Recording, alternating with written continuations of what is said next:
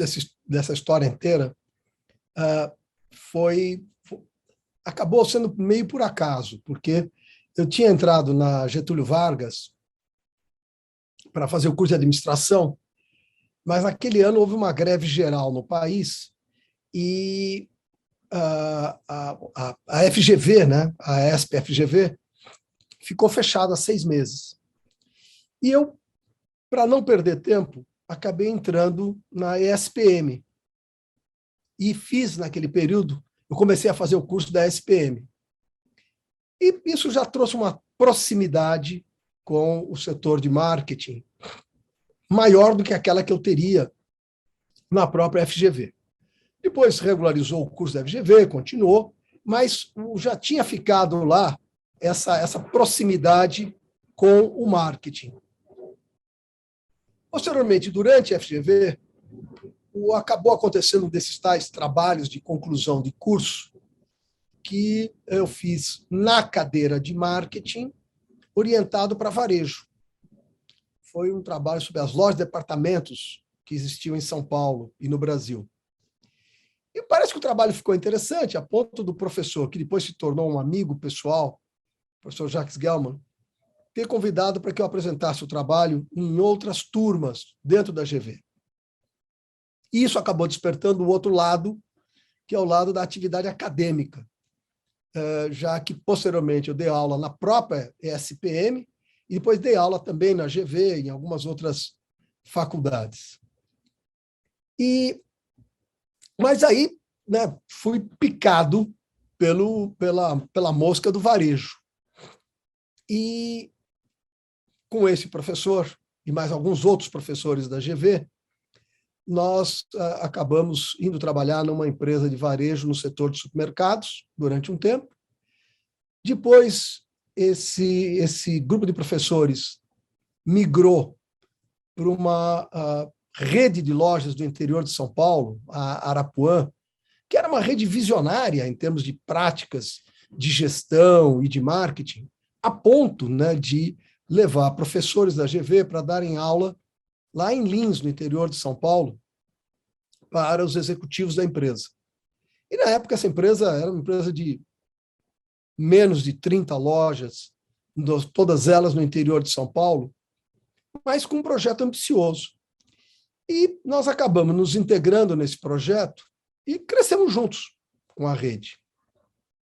Sendo que 14 ou 15 anos depois, a rede era a maior revendedora de eletrodomésticos do Brasil, tinha aproveitado o boom da eletrificação rural em todo o país para expandir, e expandiu de forma orgânica na abertura de lojas próprias e também num movimento de consolidação, comprando redes regionais em todo o Brasil. E eu estava ligado à área de operações de lojas, posteriormente como superintendente comercial, depois como superintendente geral, e membro do conselho do grupo, o Grupo Fenícia Arapuã, que nessa época tinha indústria de chocolates, a Neugbauer, tinha construtora, tinha biscoitos do Shen, tinha Fenícia Financeira, Fenícia Banco, tinha várias atividades, e foi quase que o embrião daquilo que hoje se chama, né, se caracterizou como ecossistema de negócios, que tem no epicentro de tudo o consumidor, e, a partir do conhecimento deste consumidor, desenvolve negócios gravitando em torno disto. Isso que, né, Alibaba, Tencent, JD, ou mesmo Amazon e outros fazem no mundo hoje na forma de ecossistema de negócios, guardadas as devidas proporções, o Grupo Fenícia Arapuã fez, talvez, vamos lá, 40 anos atrás, de uma forma absolutamente visionária.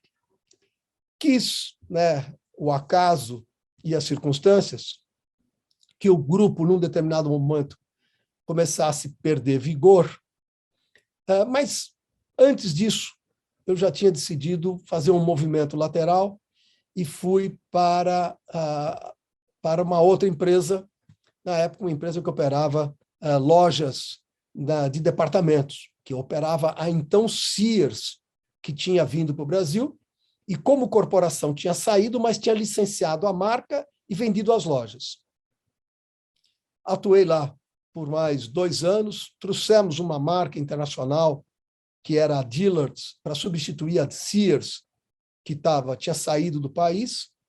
Mas depois de 2 anos, entendi que, sabe, o mundo das empresas eminentemente brasileiras, com suas virtudes e seus méritos e seus problemas, e o mundo das empresas globais, com suas virtudes, seus méritos e seus problemas, não era exatamente o que eu buscava.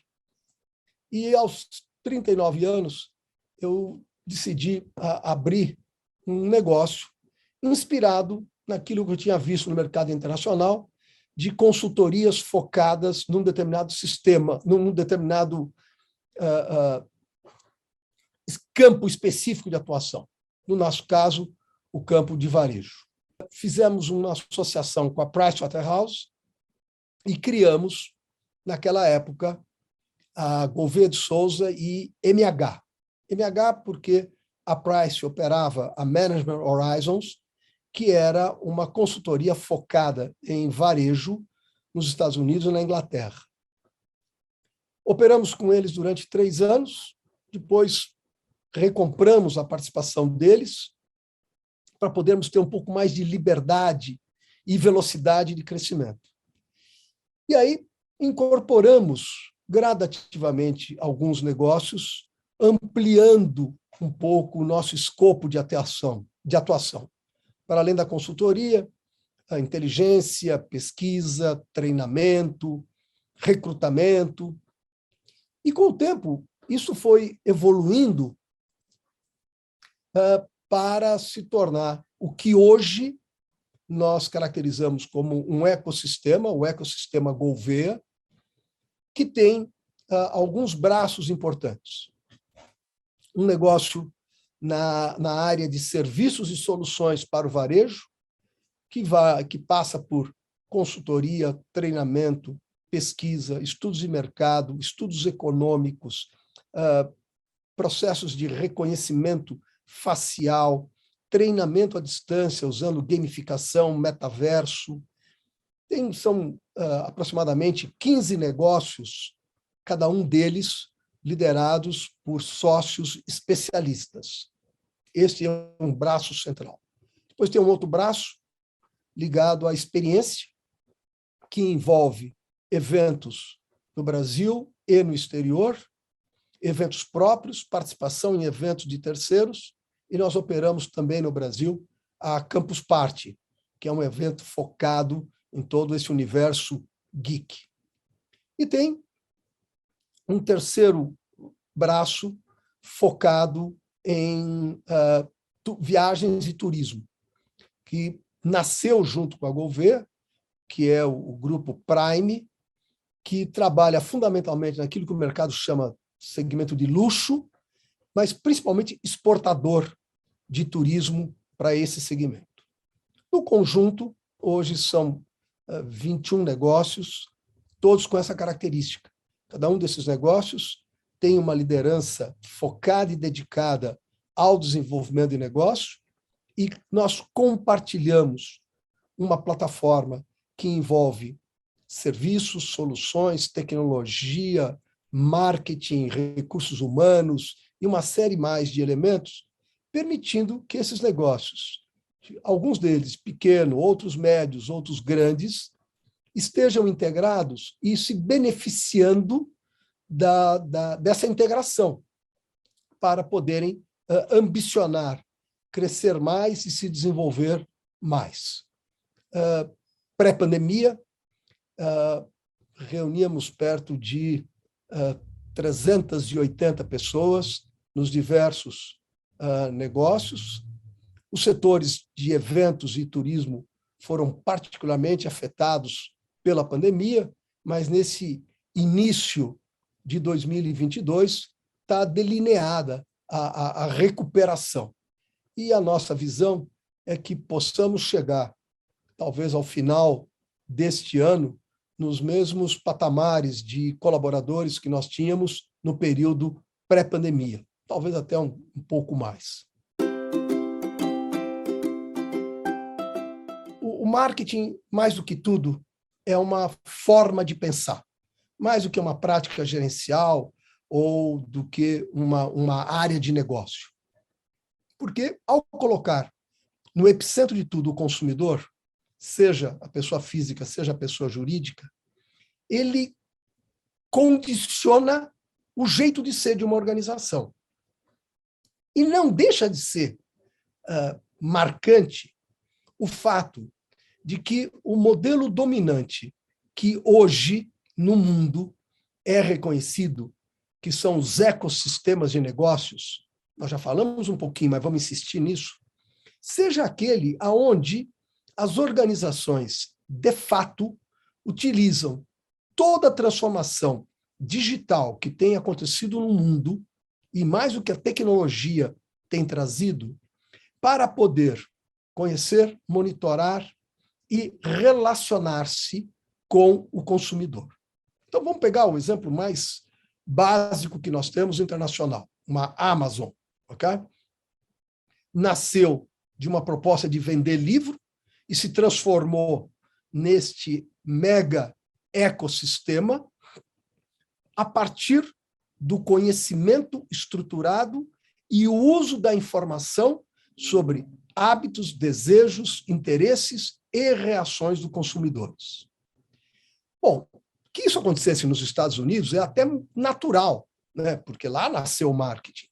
E lá, esse discurso de colocar o consumidor no centro de tudo sempre foi difundido à exaustão, tanto no ambiente acadêmico como no ambiente empresarial. Mas quando você vai para a China, uma economia até então comunista, tá certo? E você tem o desenvolvimento de ecossistemas, como mencionamos, Alibaba, Tencent, JD, Didi e muitos mais, que fizeram exatamente a mesma coisa sem a visão ideológica do marketing, mas sim a partir da visão de negócios, de monitorar, conhecer, acompanhar e usar as informações dos consumidores para estruturar negócios. E um Alibaba hoje são quase 500 empresas, todas elas derivadas daquilo que começou como uma operação de e-commerce para vender produtos dos mais diversos fornecedores para os consumidores. Só que isso evoluiu para meios de pagamento, isso evoluiu para relacionamento digital, isso evoluiu para varejo, para saúde, para educação, para serviços médicos. São perto de 500 negócios. A Tencent nasceu como uma empresa de games e se transformou também num dos maiores ecossistemas de negócios no mundo, exatamente dentro da mesma lógica.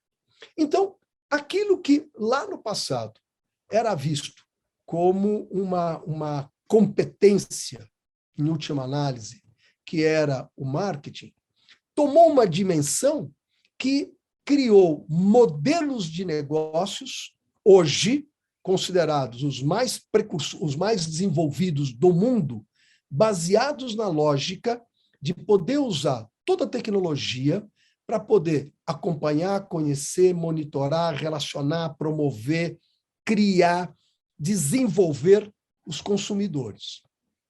Então, quem nasceu ou absorveu ou atuou no marketing tem isso como natural.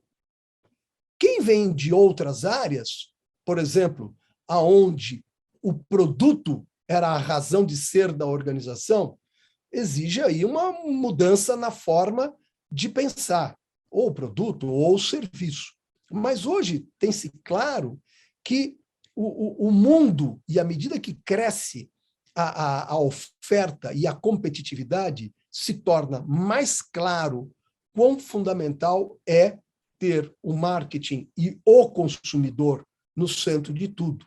Então, o marketing deixou de ser, ao longo do tempo, uma né? Uma cadeira, uma prática acadêmica, uma competência, uma área, um departamento, para ser a razão de ser das empresas, a ponto de transformar as organizações no mundo pela expansão dos ecossistemas de negócios.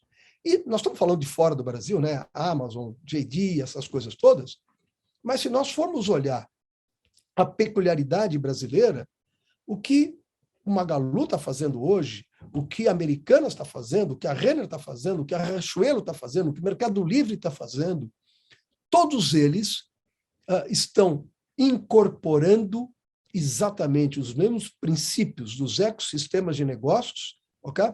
Para promoverem uma transformação estrutural do mercado, a ponto de os fornecedores estarem se repensando a sua estratégia, como se posicionarem com essa transformação toda. Veja o caso de uma Vivo. A Vivo, por muitos e muitos anos no Brasil, viveu de vender telecomunicações. Até que descobriu que ela tinha uma base de perto de 100 milhões de clientes, que eles só vendiam telecomunicações. E hoje passam a vender outros serviços, incluindo educação, incluindo saúde, incluindo outras coisas.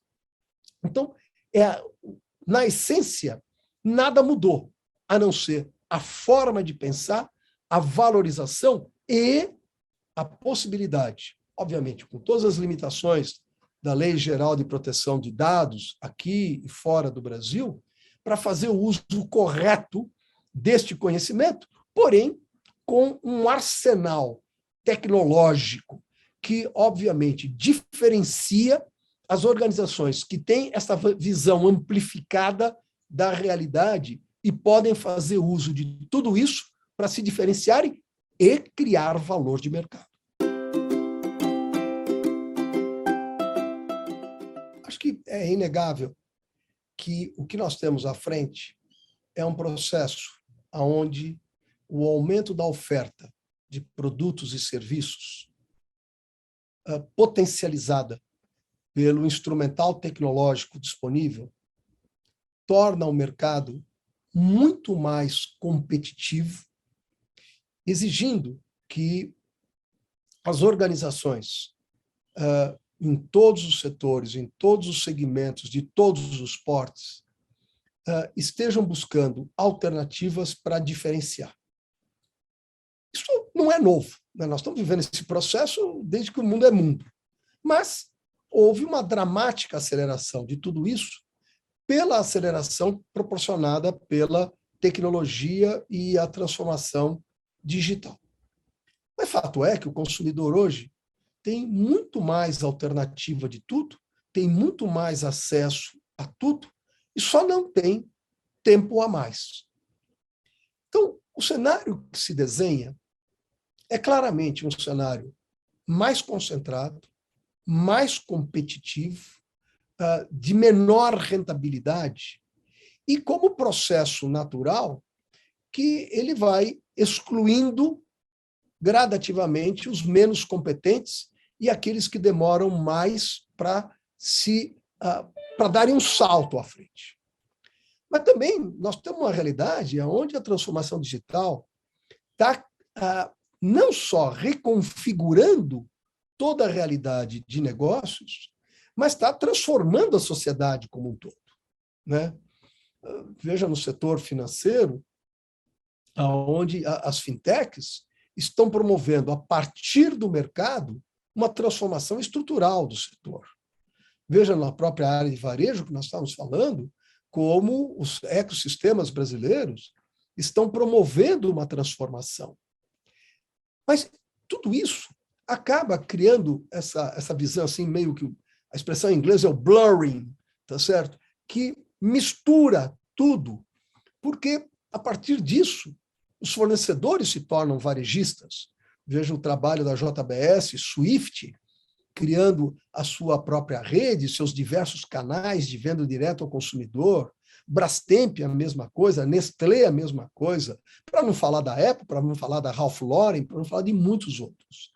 Então, essa exponenciação da concorrência como resultado deste aumento da competitividade, que, por sua vez, leva a um aumento da concentração de mercado, acaba criando, sim, dramáticas ameaças para muitos segmentos, setores e marcas, mas, ao mesmo tempo, também, muitas oportunidades. Porque as organizações, por exemplo, através das franquias, das centrais de negócios e outros modelos cooperativos, podem criar alternativas para abraçar pequenos e médios que poderiam, eventualmente, ser alijados desse mercado mais concentrado. E isso está acontecendo. O que, claramente, é possível visualizar num cenário de transformação tão rápida é a continuidade do efetivo crescimento do império do consumidor, pelo que ele significa como fator fundamental na ponta de decisão, e a amplificação das alternativas para buscar entendê-lo e atendê-lo, seja através de produtos, seja através de serviços, e também na combinação de produtos e serviços, criando soluções. O exemplo é antigo e é importante. Nós estamos vendo, por exemplo, uma transformação muito grande na área de alimentação, certo? Pensando em termos de Brasil, há 10 anos atrás, de tudo que se consumia, se gastava com alimentos no Brasil, aproximadamente 24% era alimentação comprada, preparada fora do lar. Esse número hoje já está perto de 40%, e tudo indica possa se aproximar nos próximos anos de 50%, que é o patamar norte-americano. Porque, né, as pessoas têm menos tempo para consumir em casa, apesar de que, por conta do home office, ficam mais tempo em casa, mas não vai, né, ficar cozinhando. Então, está aumentando o consumo do alimento preparado fora do lar. O alimento preparado fora do lar, o que é? É a solução, é a combinação do produto com o serviço. E nós vamos ver isso acontecendo em muitas outras áreas. E é óbvio que eu estou me atendo muito ao campo do varejo e do consumo, que é mais a nossa praia. Mas isso, obviamente, precipita também transformações na sociedade num sentido mais amplo, com a mudança da geografia do consumo, por exemplo. As pessoas estão se deslocando menos no espaço e menos no tempo. E isso está reconfigurando toda a questão de potencial de mercado, potencial de consumo de bairros, regiões, cidades. Acabamos de voltar de Nova York, na participação da NRF, agora em 2022, e a gente vê na Quinta Avenida, na Madison, na Lexington, que são, né, endereços premium de Nova York, a maior rede de varejo por lá é o Retail Space Available, ou, né, o espaço da loja disponível. É a maior rede, né, está aumentando ponto ano a ano. E por que isto? Porque o e-commerce está transformando dramaticamente o deslocamento das pessoas, e, mais do que isso, as pessoas estão indo menos para os centros comerciais tradicionais porque o home office está fazendo com que elas fiquem em casa. Da mesma forma que traz consequência na alimentação, traz consequência no vestuário, porque o despojamento, agora, para falar entre nós, eu fui pôr uma camisa um pouco mais arrumada aqui, para não estar trabalhando de camisa polo, como eu estou normalmente, num papo como esse.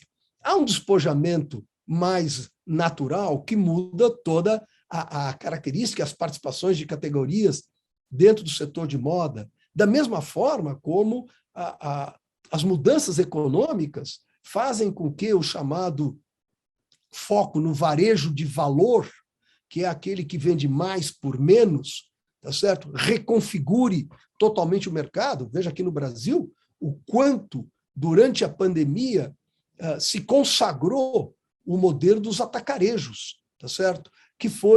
Que é visto como alternativa que vende mais por menos, alterando toda a oferta e a participação de mercado dos formatos e dos canais de varejo. Então, essa dinâmica, nos últimos anos, só tem acelerado. E o que nós temos que nos conformar e nos preparar é que ela vai continuar acelerando. E nós vamos ter que aprender a conviver com essa realidade, onde as coisas se sobrepõem, se somam, se multiplicam, e tudo isso junto e misturado, para usar a expressão popular. E cabe às organizações buscarem modelos que as habilitem a conviver com essa realidade em constante e permanente mutação e trazendo características que são imponderáveis e imprevisíveis. E talvez a pandemia tenha sido um grande exercício do que vai significar a gestão de negócios daqui para frente. É trabalhar com o imponderável, ser flexível, ser ágil e criar modelos e culturas que convivam com essa realidade emergente. Tendo tido o privilégio, né, de ministrar cursos na área de marketing, seja na SPM, seja na FGV, seja em outras faculdades, mas como nós dissemos neste começo do nosso papo aqui, tendo o marketing no sangue, em primeiro lugar, eu agradeço o acaso que me permitiu, logo no comecinho da minha carreira profissional, me aproximar do marketing e ter no marketing quase que uma ideologia, essa de que no centro de tudo está o consumidor, seja pessoa física ou pessoa jurídica. Portanto, o estudo, a pesquisa, o conhecimento, mas principalmente o compartilhamento desse conhecimento, para nós é quase que uma razão de ser. Algo que eu não comentei anteriormente, quando nós começamos a levar dirigentes executivos brasileiros para participarem de eventos internacionais, imediatamente após o retorno, nós sempre fizemos questão de promover a difusão do conhecimento adquirido. E isso, para nós, é meio razão de ser do nosso negócio. Porque, para além de sermos maiores ou melhores, o importante é que a gente deixe um legado. E o legado deve ser a contribuição para o desenvolvimento dos setores em que nós atuamos. E nós temos um privilégio, e eu reconheço um privilégio, de termos contribuído, por exemplo, para a criação do IDV, Instituto para Desenvolvimento do Varejo, do IFB, o Instituto Food Service Brasil, que são entidades que se tornaram incrivelmente respeitadas e líderes nos seus segmentos no Brasil, e nós tivemos o privilégio de participar da criação delas e permanecemos até hoje como membros do conselho dessas duas entidades. Mas com exatamente essa visão de que, para nós, o importante, para além do resultado dos nossos próprios negócios, é deixarmos um legado de melhoria, incorporação de melhores práticas, internacionalização, formalização e profissionalização dos setores em que atuamos. E aí, o compartilhar, o ensinar, o poder contribuir para uma visão mais abrangente, como faz a academia, está na razão de ser das coisas. Porque só através do conhecimento existe crescimento.